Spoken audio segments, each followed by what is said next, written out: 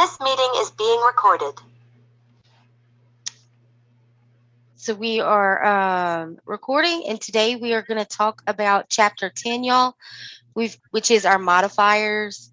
And I'm sure y'all saw in the reading, there's quite a few of them, and they cover a wide range of procedures, services, all kinds of different things. Were there anything that just off the bat questions that y'all have that you came across? Anything that just what am I looking at there? The ICD-10 manual. Mm-hmm. It's like how I'm trying to locate them. Like how do you know Yeah. exactly what to look for and then where to go? Okay. So I kind of try to do it by myself and then look at like the answers in the appendix. I mean, Uh-huh. to see if I got them right. Some of them I did, but it was just like I'll go to the answers to see like where I get a head start from. Yeah. But it's like, yeah, kind of That, confusing with the ICD. Like the CPT manual, I'm good on, but the ICD-10 one is, it's a little bit out there. Yeah, yeah, I agree. It seems like to me that the ICD-10 focuses more on you knowing that medical terminology and mm-hmm, really being able to find those keywords in the situation. And sometimes you got to narrow it down and just, okay, I know I'm not looking for this. I know I'm not looking for that. And just narrow it down from there. Um, and kind of look at your context clues and things like that. But as far as finding those words and navigating the different sections, you think you've got that part down pretty good? Like, when you find your keyword, you know where to go to yeah, start looking. Okay. yeah. Well, It's that's just good. like when in the beginning when the I can't think of what you call it. Let me see. The Let me see. The neoplasms is like a lot Uh-huh. of it refers to like going to the neoplasm, and that's Yeah. just like where like after I find the word, and then I kind of could like maneuver it until. Mm-hmm. But I really kind of like looked at the answers in the Yeah. book to And the reference. So like, neoplasms, just to remember that a neoplasm is a tumor. okay, A neoplasm is a tumor, and you're going to have different kinds depending on what part of the body you're dealing with. But in that ICD-10 manual, there's a table of, I call it the table of tumors. It is a yeah, table of neoplasms, and it's in one of its own little section in there. Um, but anytime you see the word neoplasm, pop into that table and then start looking for your sections of the body and your different systems and things like that. But anytime you're dealing with a neoplasm, you're talking tumor. Generally, you're talking cancer, possibly chemotherapy. So once you see that's a huge keyword for me. Generally, is neoplasm. I actually used to do billing for one of the a cancer center in the Alexandria area, and so I got to know neoplasms quite well, unfortunately.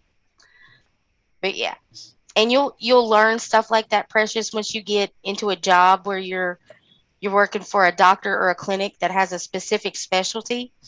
There's certain things that you're going to get to know like the back of your hand. Okay. And there's certain things like you may never deal with a doctor where you ever see the word neoplasm again. You mm-hmm, know, it all depends on where you work and who you work for and what you're exposed to on a daily basis. And that's why I say it's not so much with these books as memorizing all this massive amount of information. It's knowing how to navigate these manuals and figuring out what you're looking for and what you need to look for in these manuals. It's not so much, oh, I got to know. Like today with the modifiers, I got a slideshow that has every single modifier listed with their definition and how you use them. We're Mhm. not going to go through all of that. I'm going to hit some highlighted ones that Okay. I've seen a lot in the workplace, and Okay. things that I know y'all will come across a lot. But we're not going to hit all of those because I'll be honest with you, some of them I never seen before I started planning this lesson. It's just not something that I've had to deal a lot with. Now, there's certain ones that I've used for 7 years continuously, because that's the realm of the billing and coding that I've been doing. Excuse me. But yeah, so we're not going to go through each and every one, and you're never going to have a job interview where somebody's going to say, "What's modifier 22 mean?" Like, where are you going to attach that? That's not generally how that goes down. Um, but you want to know what a modifier is. Definitely, I have been asked that question. Do you know what a modifier is? I most certainly do. I most certainly do. It's that 2-digit add-on that you throw on the back of a code that makes it more specific for the payer. And then, okay, well, she knows what a modifier is. And then from there, they'll know that you know how to figure out what modifier you're going to need to use for said coding. Mhm. So, so don't let it stress you out. Including the ICD-10.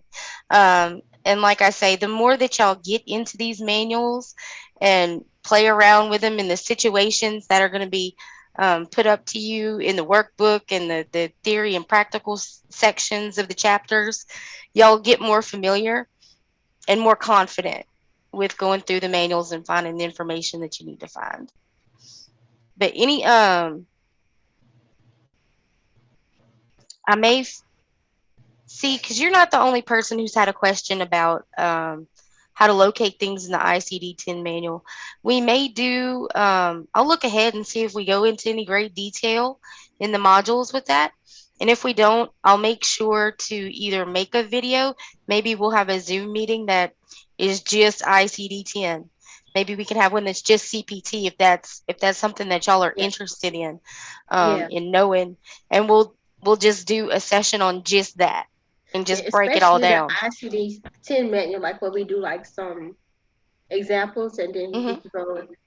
Yeah, Yeah, that's we could do something. I that. think that'll help me get that Okay. book more.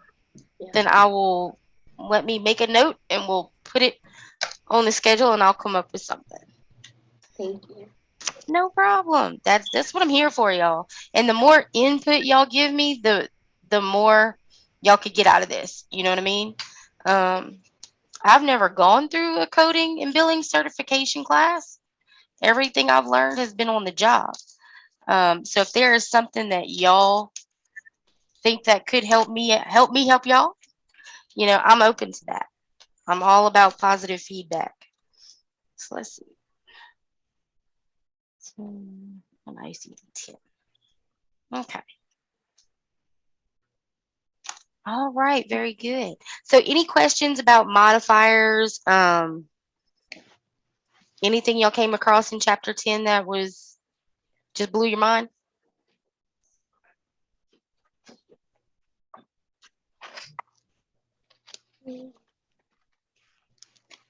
Now, because I went through and wrote down like each modifier, so Mm-hmm.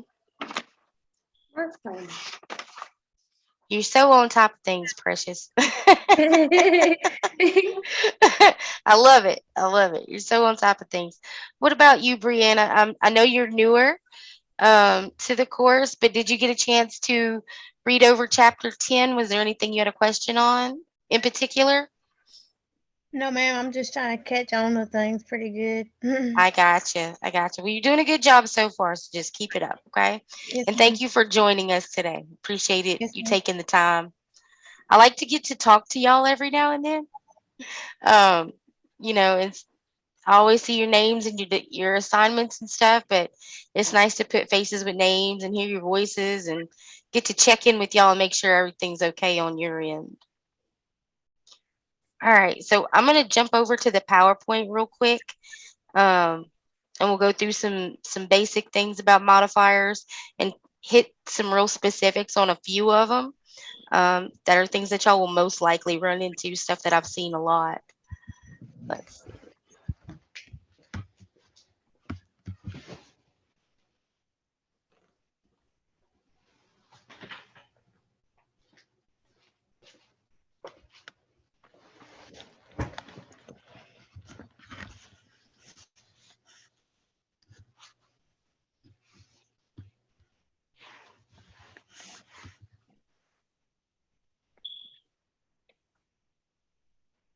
Okay, so chapter 10, modifiers. Can y'all see my screen?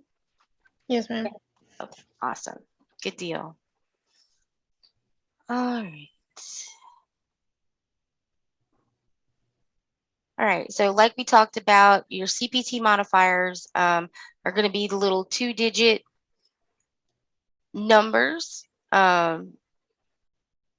numbers, and sometimes alphanumeric. These particular ones, the CPT modifiers, are numbers, but y'all know that there are other like for use with Hicks Picks codes and things at Medicare lives. There are some alphanumeric. Let's see. We also know where we can find it.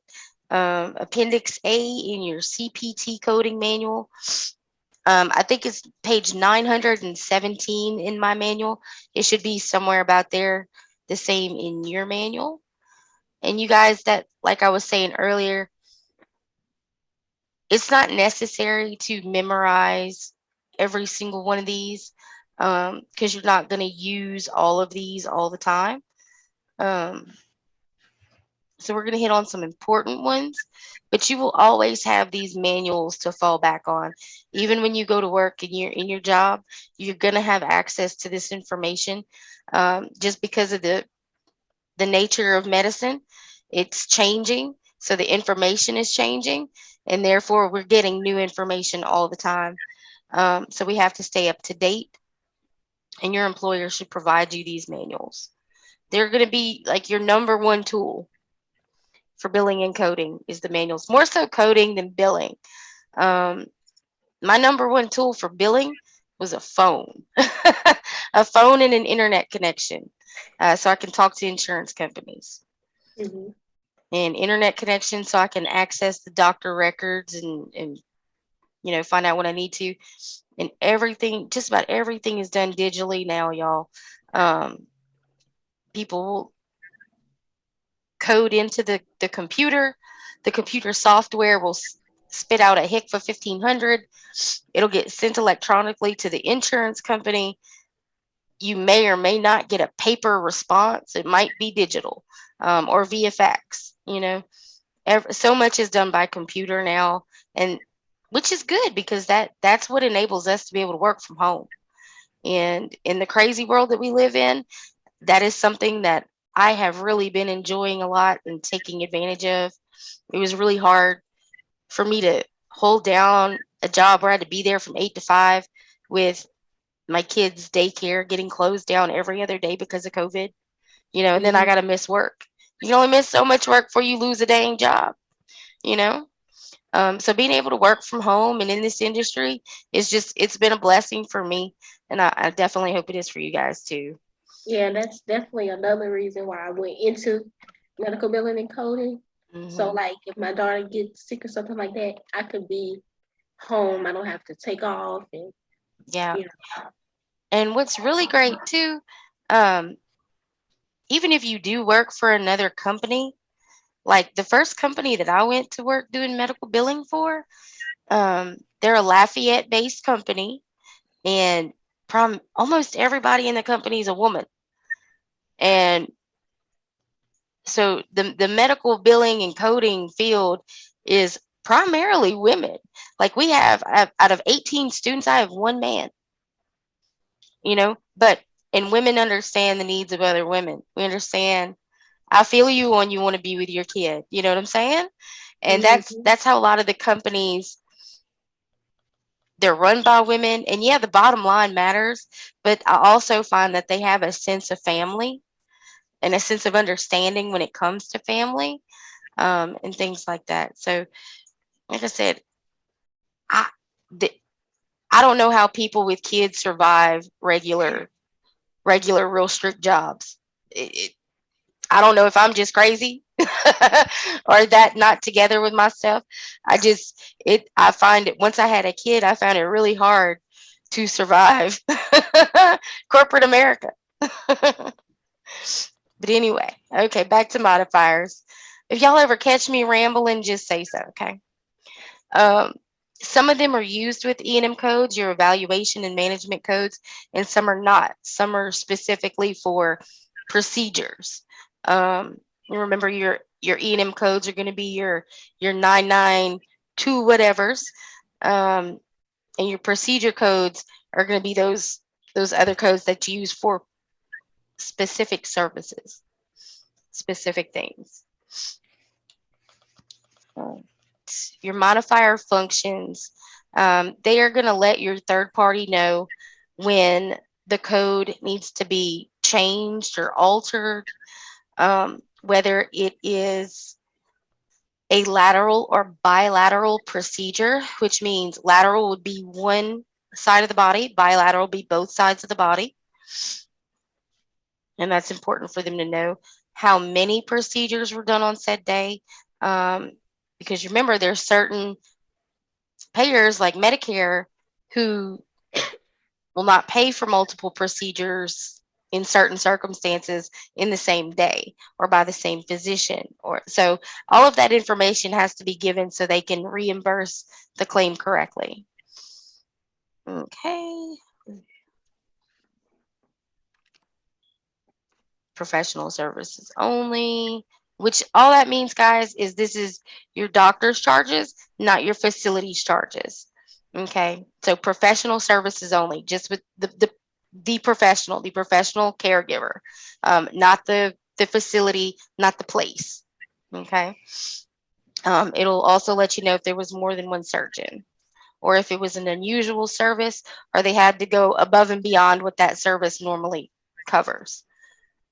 All right, so on your HCFA 1500, your CMS 1500 form, they have on your claim line, you have a spot for your date of service, and there's a from and to, because sometimes it can cover a range. Your place of service code, CEMG. That one is escaping me at the minute. I'm having a little brain flatulence there. But your procedure codes is going to go here, like your 99210 or 99213, whatever it may be, is going to go there. And then you have 4 places for modifiers. Okay. Your diagnosis codes are actually going to go up in the section above this one. But I just want to point out those 4 places for your modifiers there on your claim line.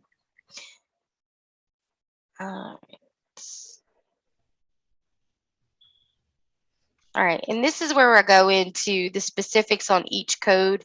I want to back out of this for just a second.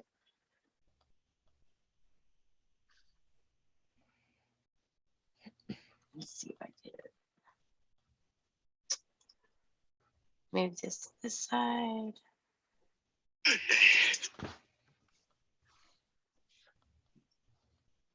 All right, so I just want to be able to read my notes because there's some important points I wanted to be able to make to y'all. Okay, so modifier 22, increased procedural service. All right, indicates service is significantly greater than usual, accompanied by a written report with supportive documentation.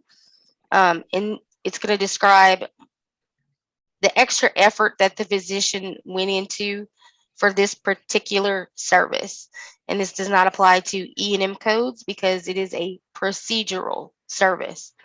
Okay, so this is going to only apply to your surgeries, the codes for those specific items. This is not going to be for any of your evaluation management codes, office visits, consultations, anything like that. You will not put those there. Okay.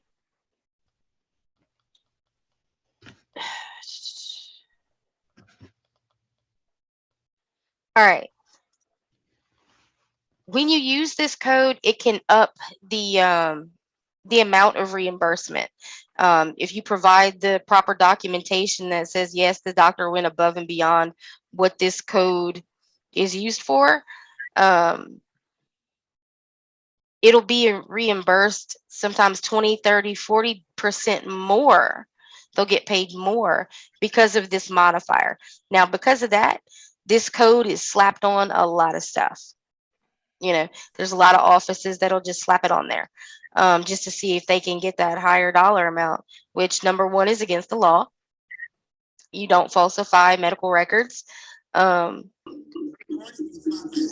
and if your documentation doesn't support what you're saying anyway, the claim's going to get denied anyway. So you definitely want to make sure that it's warranted if you use it. Okay. And because it's so widely used and thrown on things, it will get scrutinized by the insurance company or whatever agency you send this to. Any questions on that real quick before I move on? No, ma'am. All right, very good, very good. And y'all feel free to stop me at any point, interrupt, whatever y'all need to do. If y'all want more information or detail on any one thing, okay? Okay. I'm just gonna skip through. Okay. Unusual anesthesia. Use of anesthesia where no anesthesia is normally used. I want to say there was a question in your workbook or the chapter exercises that kind of gave you an example of this. It was a patient with Alzheimer's. And you'll see example, highly agitated senile patient. And this is basically when you have a routine procedure and the person either cannot or will not cooperate for whatever reason. Um, an Alzheimer's patient could be confused, and when they are confused, sometimes they get combative, and it may be necessary to anesthetize them if they have to have some other life-saving procedure done that has to be done. You know what I mean? An upset child. They're, I mean, some kids just get freaked out by anything. Some kids are just sensitive like that, and just get real nervous or anxious, especially in a hospital setting where there's a lot of loud noises or something like that. So it may be necessary to, put someone under anesthesia if when it's not normally a thing.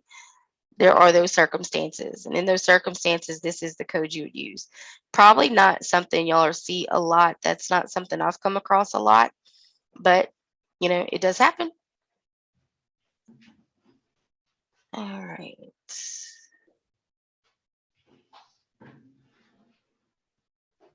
Okay, 24 unrelated E&M services by the same physician or other qualified healthcare professional during a post-operative global period.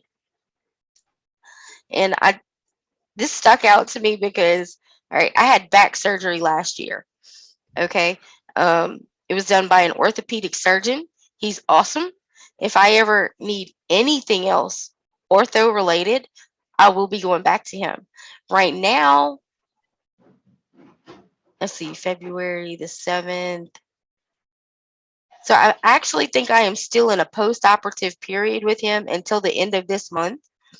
So if I went back to him right now for, let's say I hurt my knee and I went back to him, his coder would use it with a 24 because I'm still in a post-operative period because he did back surgery on me, 3 or 4 months ago.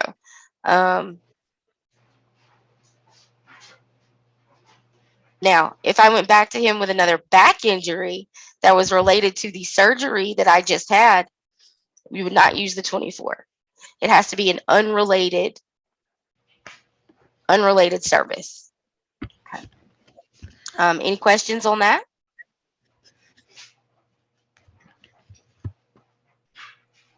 No, ma'am. All right, good deal.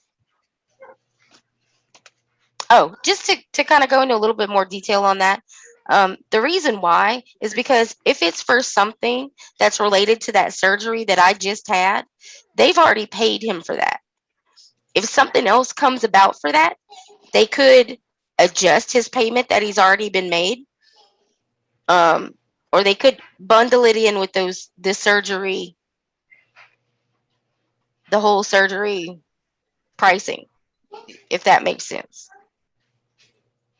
Let's see. But if it's something completely different, he can be paid, for that service as well. They just don't want to pay, basically, don't want to pay twice for the same type of procedure and stuff like that. Let's see.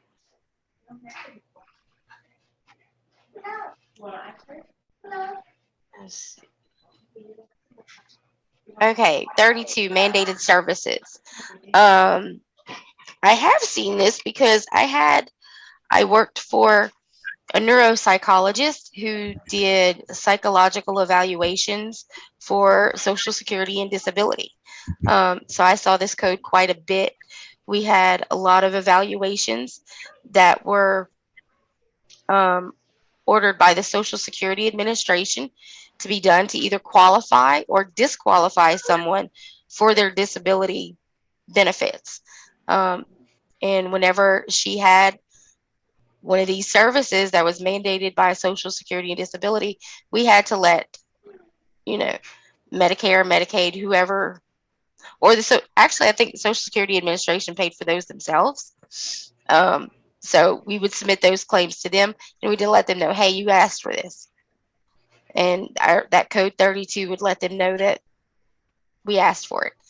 The only other time I've seen this code used, other than like with the Social Security Administration, is for workers' comp. Um, Now, it is not, you don't use it if this service was requested by the patient or another doctor or a lawyer. It is strictly for an official body, the social government entity, law, lawful entity, judge, something like that. That's when you'll add that 32. It is not to be used for a request from a patient or a patient's family or anything like that. Like, working for that same neuropsychologist, we did um, Alzheimer's and dementia testing too, and people would, you know, bring in their wife or their husband and say, I want him tested. He forgets everything, to see if he's senile. And in those cases, a 32 would not be appropriate because it's the family requesting it, not some form of entity. Let's see. Preventative services are kind of self-explanatory. Any type of wellness visits, you want to definitely code those with your 33 to let the insurance company know, because usually they do not charge members for that. Usually those are services that are covered 100%. So you want to let them. A lot of the modifiers and stuff are like basically keys for the insurance company to do what they need to do. This is letting you know that so pay me right. Let's see. Probably not going to see that a lot. Bilateral procedure, um, like carpal tunnel syndrome. Did I have it on one hand, my left, my right, or did I have it on both? Both would be bilateral. And your insurance company is definitely going to want to know that. And you're going to want your patient's medical records to be complete, and there not be any questions later on down the road. And your modifiers help with that as well. Let's see, 51, multiple procedures. Same procedure on different sites. My dad, I like to relate everything to somebody I know. It helps me remember things. So y'all can think that could be, a way for y'all to do some retention there too. Try to apply it to your own life. I find that helps me a lot. Um, like this, multiple procedures, same procedure, different sites. My dad used to get neck injections. He had arthritis in his neck, so he get cortisone injections all the time. But they would shoot him up in at least 3 or 4 different places. So, no doubt that they would code that with the 51. Let's see. All right. Okay, I do want to talk for a second on the discontinued procedure. This is for surgical and diagnostic procedures. Your surgery, of course, is anytime they operate. A diagnostic is when they're doing basically investigative testing to find out if they need to do surgery, or if something is serious enough to have surgery on it. Let's see. You use a 53 when the procedure or the surgery is stopped because of the patient's condition, um, when it had to be stopped, basically because something either went wrong in the surgery, the patient started losing too much blood, their heart rate went crazy, whatever the case may be. If the procedure was stopped um, due to the patient's health, or something that the physician decided, no, this is outside the scope of this surgery, then you would code with a 53. You do not code with a 53 if the patient changes their mind.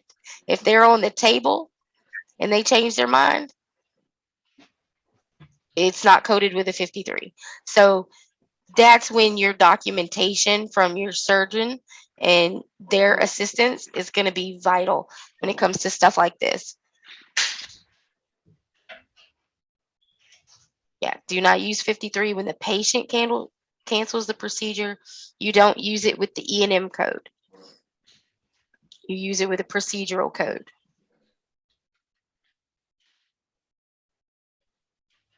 And most of it's time-based code. So most of your procedure codes take a certain amount of time, and that's already figured in. Like in your office visits, in your E&M codes, they're set by time limits, right? I want to say it's like in 15 or 20-minute increments. The level goes up the more time you spend. Um, and with more time gets, more money, more reimbursement. Same thing with surgical procedures. The more time they take, the higher level of coding they're going to require, and the more they're going to be reimbursed for. Let's see.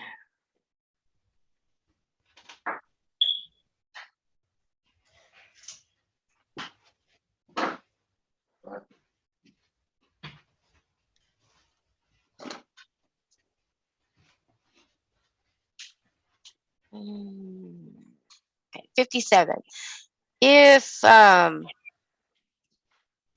If you're going to the doctor for a specific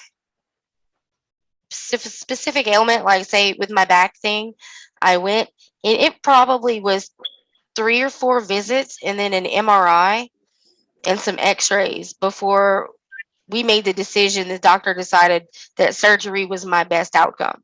Um, so on the visit that we made that determination, once we had all the test results back and we made that informed decision, she would have coded that visit with the 57 modifier, letting them know that this was the day that we made the decision that surgery needed to be performed.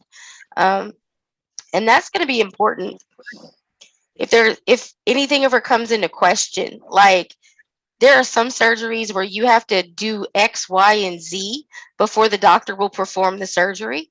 And if you don't do X, Y, and like, there's some surgeries that some doctors require their patients to quit smoking for a certain amount of time before they will operate on them because it affects healing time. Um, and if they don't, they won't do it. So keeping track of what date that they made that decision, and then how